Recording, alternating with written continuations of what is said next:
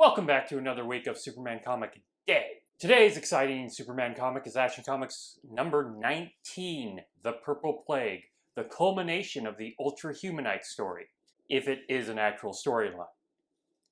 I mean, that's an argument to be made. It doesn't really fit together well as a full story, but it does kind of have an ending. Then has an epilogue.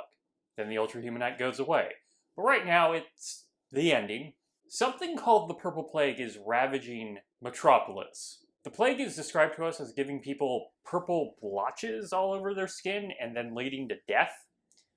There doesn't seem to be much other symptoms told to us other than that, but people do seem to get kind of sick and pass out before the death. Also, it doesn't look like purple blotches. Everyone who has it is depicted as having like light purple skin. Clark is visited by a friend named Henry Travers. This is one of the friends that Clark has who exists for an issue and is never brought up again. Henry Travers is a scientist. He thinks he can cure the Purple Plague. That's good news because Superman, Superman, bright blue costume, red cape, Superman, he's not actually doing anything about the Purple Plague. In fact, people don't seem all that scared about the Purple Plague. There's like a page where people are like barricading and maybe like a panel of people being worried, and then the rest of the comic is just everybody going about their day. Kind of like in real life with the actual epidemic we've been dealing with for over a year and a half. Oh wait, no. Maybe near 2 years now. God, where's the time gone? Travers believes the Purple Plague has existed before, so they go to the library to go look up a book to prove this idea.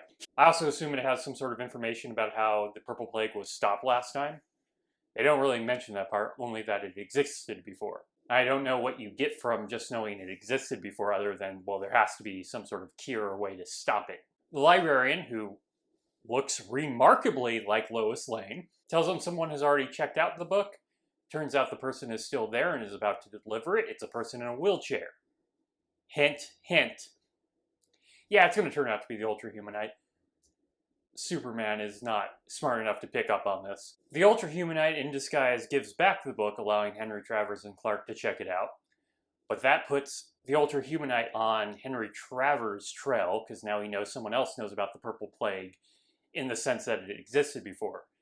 And if you haven't already figured it out, the Ultra Humanite's at fault. He brought back the Purple Plague. Why he had this book just now instead of before, because the Purple Plague has apparently existed for some time, is anybody's guess. But they had to tell us the Ultra Humanite was behind this somehow. Sometime after that, Travers calls Clark to tell him he's created the antidote.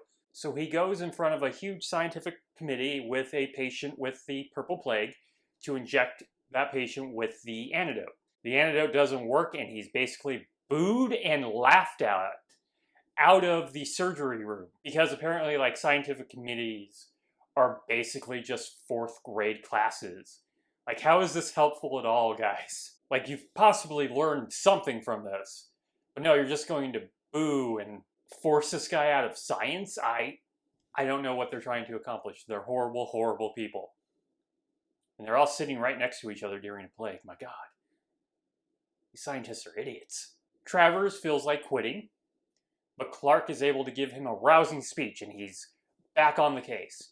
Clark is now helping him with the antidote because Superman can't seem to do anything about this plague. Legitimately, he's not doing anything about this plague. I get that he's Superman, but still, he could be doing things. Instead, he's just kind of waiting around for someone else to create the antidote. Here, he's actually helping with the antidote. Oddly, Travers never asks how Clark can do advanced chemistry. That's not something a reporter can just do. Superman, yes, he should know some advanced chemistry. Clark, no. As Superman is leaving Travers, he gets hit by a big blast of electricity from some sort of electrical cannon gun. I think they just call it a gun, but it's a big cannon. And he's brought before the Ultra Humanite. The Ultra Humanite puts a yellow construction hat on his head. That's not what it actually is.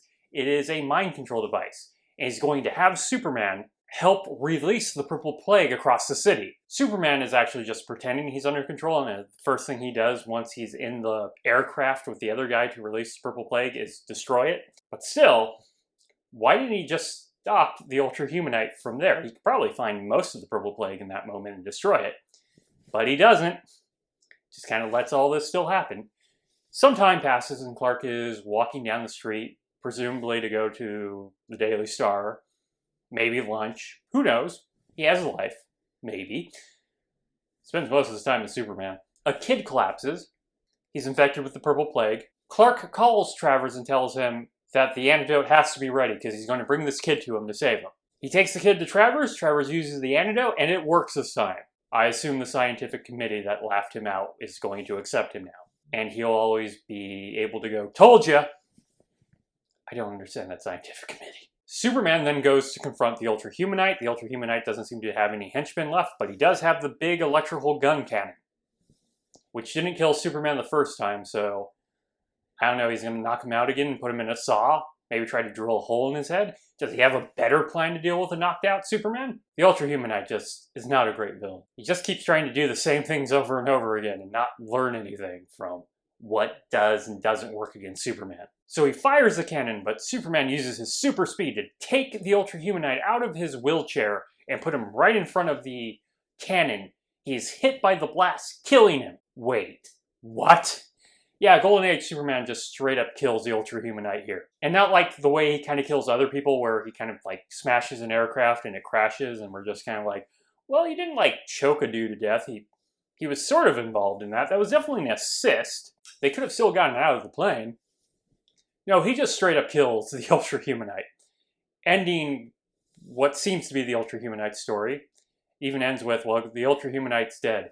Spoiler, no, he's not. And with the antidote, the purple plague is now gone, and will probably never be referenced again. Actually, it is referenced again. The last issue of Superman and the Authority, the Ultra-Humanite brought up the purple plague in several other of his first stories. I think, like, his first 3 or 4 stories are referenced. Good old Morrison never forgets a thing. So that's it for Action Comics number 19, The Purple Plague. If you enjoyed this video, please hit the bell icon to get notifications of when a new video goes up. I do these Monday through Friday. And Fridays are now Bat Friday as I cover Detective Comics and Batman just like I cover Superman. And until tomorrow, let us ponder the question, whatever did happen to the Man of Tomorrow? Bye!